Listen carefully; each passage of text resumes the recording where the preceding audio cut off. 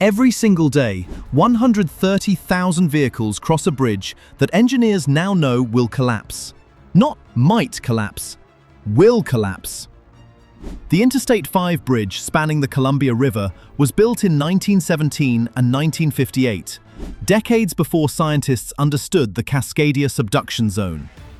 This fault line stretches 600 miles off the Pacific coast, and it's overdue for a magnitude 9.0 earthquake that strikes every 300 to 500 years. When that quake hits, this bridge becomes a death trap. It's the only major north-south freeway crossing for hundreds of miles. Without it, the entire West Coast economy grinds to a halt. The solution costs $7.5 billion. The question isn't whether we can afford to build it, it's whether we can afford not to. But here's what nobody's talking about. This project has been stalled for over a decade while the geological clock keeps ticking. Let's find out what happens when America's most critical choke point becomes a race against time itself. The numbers tell a terrifying story. The current Interstate 5 bridge was designed using 1950s engineering standards. Back then, seismologists didn't even know the Cascadia Subduction Zone existed. Today, we know better. The fault runs from Northern California to British Columbia, and geological evidence shows it ruptures catastrophically every 300 to 500 years. The last major quake was in 1700, with 324 years overdue. Dr. Chris Goldfinger, Oregon State University's leading seismologist, puts it bluntly. When the Cascadia earthquake hits, bridges built before modern seismic codes will fail. It's not a matter of if, but when. The current bridge sits on foundations that were never designed to handle the lateral forces of a magnitude 9.0 earthquake. The concrete will crack, the steel will buckle, and the spans will collapse into the Columbia River. But the real catastrophe isn't just the bridge failure itself, it's what comes next. This crossing carries more than just traffic. It's the economic lifeline connecting Seattle to Portland, Vancouver to San Francisco. When it fails, supply chains collapse. Emergency responders can't reach victims. The Pacific Northwest becomes economically isolated from the rest of the country. The Oregon Department of Transportation estimates that a bridge collapse would cost the regional economy $42 million per day. That's $15 billion per year in lost economic activity. The entire West Coast supply chain depends on this single crossing. Meanwhile, the existing bridge is already functionally obsolete. Built for 1950s traffic volumes, it now handles triple its designed capacity. Daily traffic jams stretch for miles in both directions. The narrow lanes can't accommodate modern freight trucks safely. The bridge's lift span opens for river traffic up to 150 times per year, stopping freeway traffic for 10 to 15 minutes each time. These delays ripple through the entire regional transportation network, costing millions in lost productivity. Maintenance costs are skyrocketing. The aging steel requires constant repairs, and each year brings new structural concerns. The Washington State Department of Transportation spends millions annually just keeping the bridge operational. But here's the cruel irony. Every dollar spent maintaining this doomed structure is money that could go toward its replacement. Every month of delay increases both the replacement cost and the risk of catastrophic failure. The geological evidence is undeniable. Underwater landslides, sand deposits, and tree ring data all point to the same conclusion. The Cascadia Subduction Zone produces devastating earthquakes with clockwork regularity. When that earthquake strikes, the current bridge won't just fail gradually. It will collapse suddenly and completely, taking hundreds of vehicles and thousands of lives with it. The engineering solution is crystal clear. Build a new, seismically isolated structure designed to modern earthquake standards. But the cost of that solution has created a political and financial crisis that threatens to sink the entire project. The original price tag was $3.5 billion. That was in 2019, when planners thought they could build a simple bridge replacement. Today, the Interstate Bridge Replacement project carries an estimated cost between $5 and $7.5 billion. What happened? Politics happened. The project started as a straightforward engineering challenge: replace an aging bridge with a modern, earthquake-resistant structure. But as federal grants became available and political constituencies weighed in, the scope exploded. Light rail became non-negotiable. Environmental groups demanded extensive habitat restoration. Community advocates pushed for bike lanes, pedestrian walkways, and seismic retrofits to connecting infrastructure. Each addition drove costs higher. The light rail extension alone adds over $1 billion to the project. It requires specialized bridge design, electrical systems, and coordination with Portland's MAX system. Critics argue it's transportation gold plating.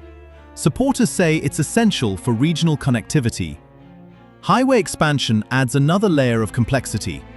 The new bridge will carry more lanes than the current structure, requiring massive approach ramps and interchange modifications.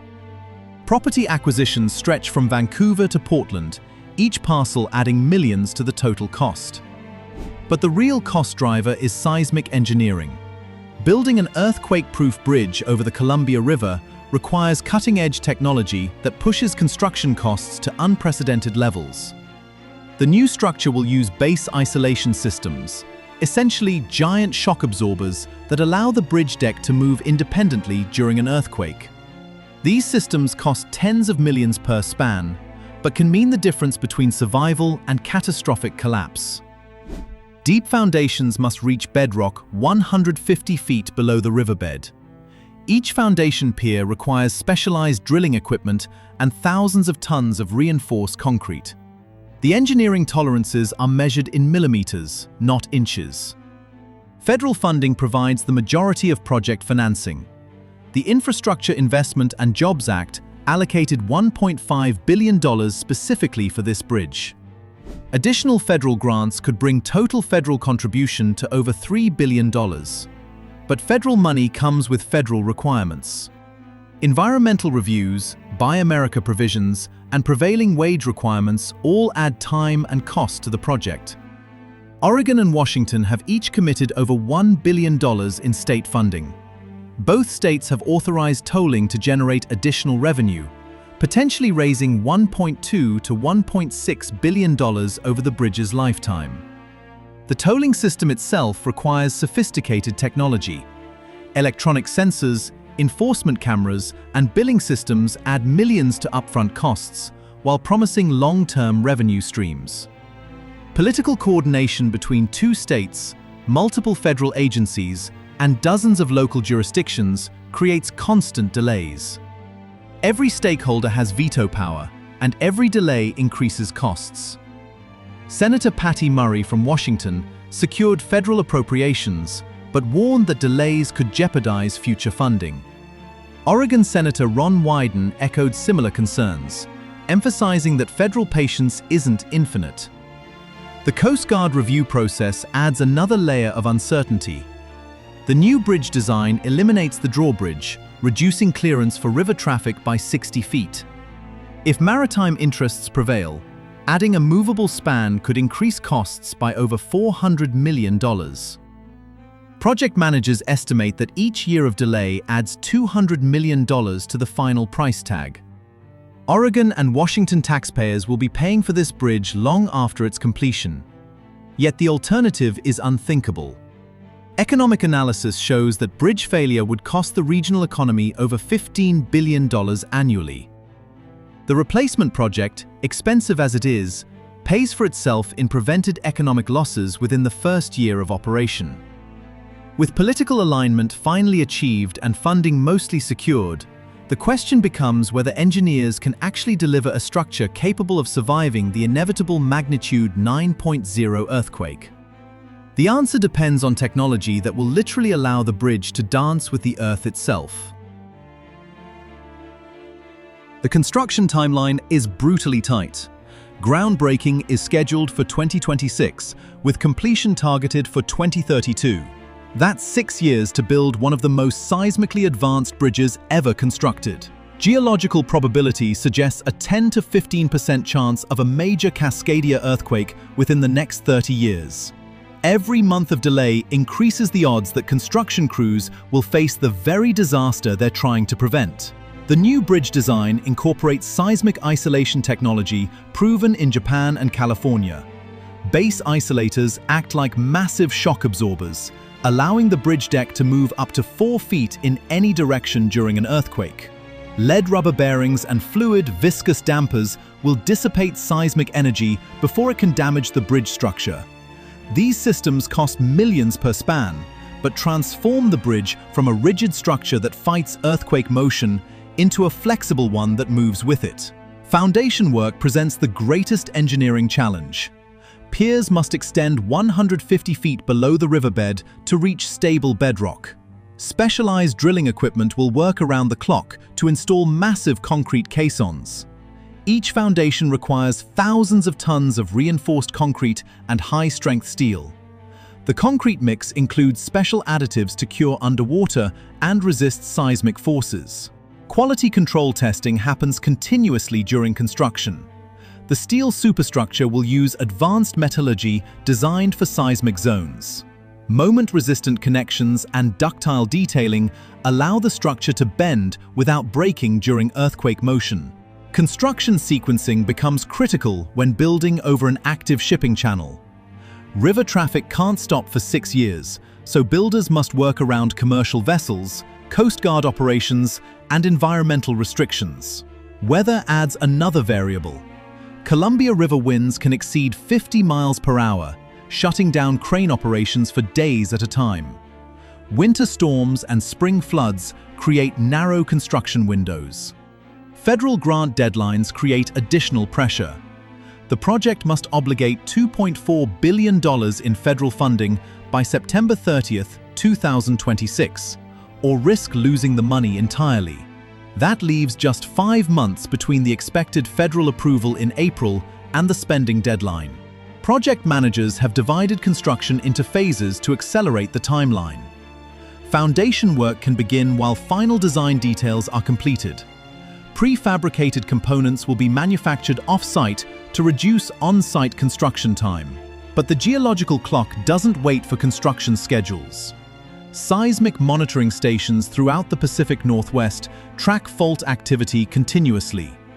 Any increase in earthquake frequency could signal that the big one is approaching. The cruel irony is that the old bridge remains in service throughout construction. If a major earthquake strikes before the new bridge opens, the very disaster the project aims to prevent could destroy both the existing crossing and the construction work in progress. Engineering confidence remains high. The design team includes world-renowned seismic experts who have built earthquake-resistant structures in the most seismically active regions on Earth. Yet time remains the ultimate constraint. The geological clock has been ticking for 324 years, and it won't stop for federal deadlines, environmental reviews, or construction delays. Construction has finally begun, but the geological clock keeps ticking. The race is on between human engineering and natural forces that have been building pressure for over 3 centuries. Will this $7.5 billion gamble succeed before the Earth itself puts it to the ultimate test?